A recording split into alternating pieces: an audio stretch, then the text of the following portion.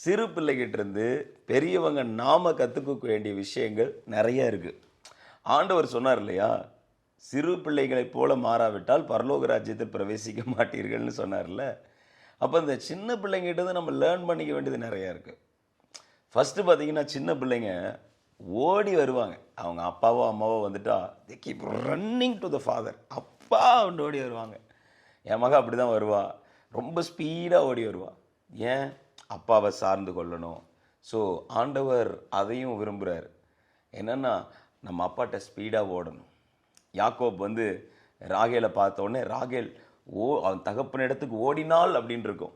தகப்பன் இடத்துக்கு ஓடினாள். எல்லா விஷயத்துலையும் அப்பாவை நம்ம சார்ந்து கொள்கிறவர்களாக இருந்தால் அப்பாவுக்கு மிகவும் பிடிக்கும். அப்புறம் பார்த்தீங்கன்னா, சிறு பிள்ளைகள் மாதிரி மன்னிக்கிற குணம் யாருக்குமே இருக்காதுங்க. உண்மையாக சொல்கிறேன்.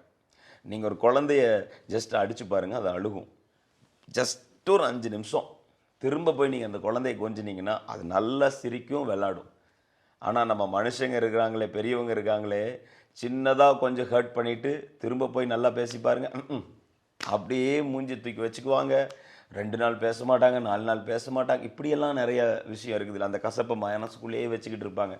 இதெல்லாம் பார்த்துட்டு தான் ஆண்டவர் சொன்னார், சிறு பிள்ளைகளைப் போல மாற வேண்டும். எந்த வந்தாலும் உள்ளே வந்ததை அப்படியே வெளியே போட்டுடணும். எந்த கசப்பு இருந்தாலும் எந்த இது இருந்தாலும் திரும்ப நீங்கள் சந்திச்சுக்கும் போது நீங்கள் நல்லா பார்த்து பேசி பாருங்களேன். இப்போ ரொம்ப எதிராக இருக்காங்க, அவங்க கூட எனக்கு ரொம்ப சங்கடங்கள் இருக்குது, திரும்ப அவங்கள சந்திக்கும் போது அப்படி ஒரு பிரச்சனையே நடக்காத மாதிரி நீங்கள் பேசி பாருங்கள், எல்லா பிரச்சனையும் ஸ்மூத்தாக மாறிடும். ஆமென்.